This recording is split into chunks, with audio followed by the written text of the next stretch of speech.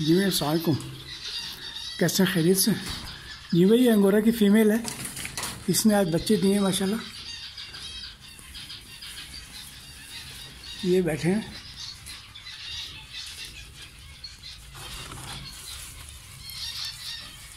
एक दो तीन चार पाँच पाँच पाँच बच्चे हैं जिम्मे भाई।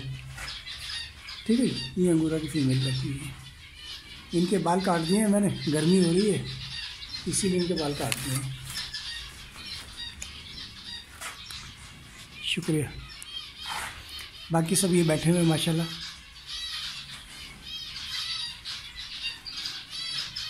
माशाल्लाह बहुत अच्छा काम चल रहा है। बस आप दुआ में याद रखिएगा, इंशाल्लाह बहुत अच्छा काम चल रहा है।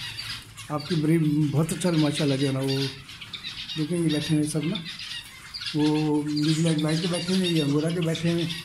ये अंगोरा के फ़ीमेल है जिसने भी बच्चे दिए थे।